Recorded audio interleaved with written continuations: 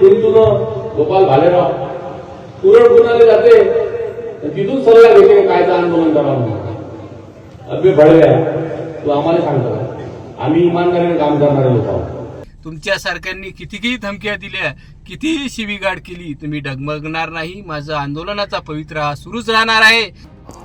राज्यात जून ते सप्टेंबर दरम्यान झालेल्या मुसळधार पावसामुळे शेतकऱ्यांच्या पिकांचं मोठ्या प्रमाणात नुकसान झालं होतं. याच पार्श्वभूमीवर राज्य सरकारनं अतिवृष्टी जाहीर करून बाधित शेतकऱ्यांना आर्थिक मदत देण्याची घोषणा केली.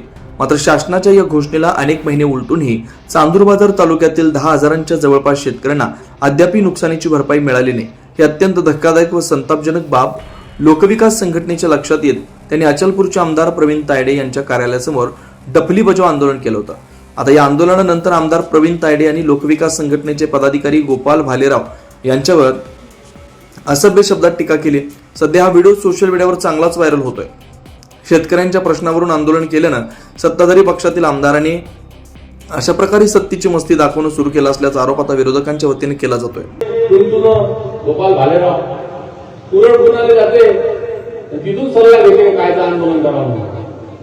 अबे भडव्या, तू आम्हाला सांगतो का? आम्ही इमानदारीने काम करणारे लोक आहोत.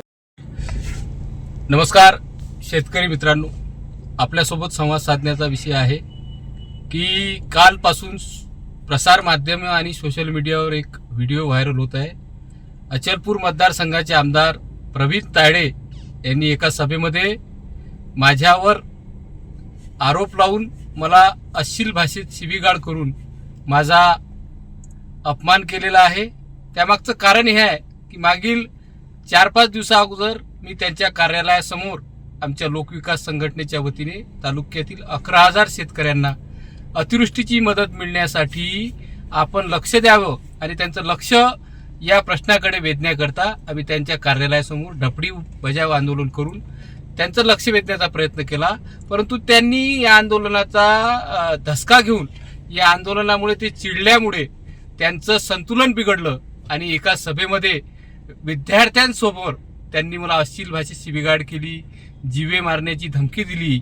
यावरून त्यांच्यामध्ये असलेल्या किती प्रमाणात बुद्धीचा भाग आहे हे यावरून सिद्ध होतं आणि एका जनप्रतिनिधीने कसं वागावं हेही यावरून सिद्ध होतं की जनप्रतिनिधी कसा नसावा हे एकमेव उदाहरण अचलपूर मतदारसंघाचे आमदार प्रवीण तायडे आहे.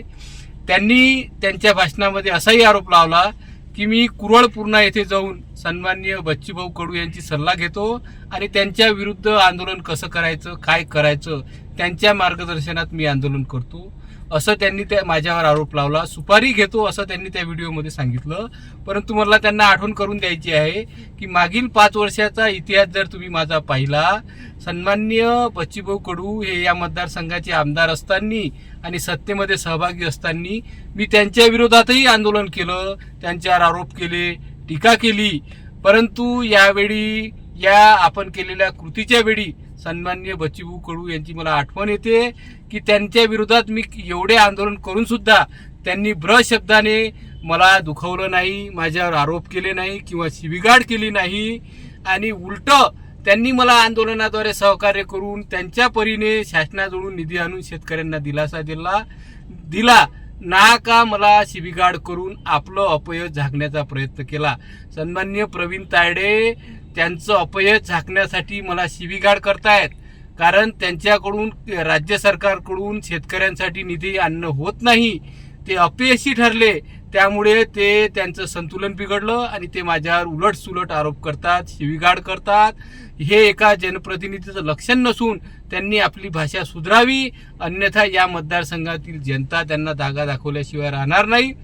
मला शिवीगाळ केल्यापेक्षा या 11,000 शेतकऱ्यांसाठी त्यांनी निधी आणून त्या शेतकऱ्यांना दिलासा द्यावा आणि शाबासकी मिळवावी. मला शिवी देऊन काही होणार नाही, कारण मी शेतकऱ्यांसाठी माझ्या शरीरात असलेल्या शेवटच्या श्वासापर्यंत लढणार आहे. तुमच्यासारख्यांनी कितीही धमक्या दिल्या, कितीही शिवीगाळ केली, तुम्ही डगमगणार नाही. माझं आंदोलनाचा पवित्रा हा सुरूच राहणार आहे आणि या व्हिडिओद्वारे तुम्हाला इशारा आहे की पुढील हप्त्यात तुमच्याच कार्यालयासमोर भजल आंदोलन करून पुन्हा आम्ही शेतकऱ्यांसाठी अतिवृष्टीचा निधी तुम्हाला मागणार आहे. तुम्ही किती शिव्या देता, कितीक मला धमक्या देता ही मी पाहून घेणार आहे आणि मी तुम्हाला अजून निर्वाणीचा इशारा देतो. यापुढेही तुम्ही मला शिव्या देत राहा, मी आंदोलन करीत राहील. धन्यवाद.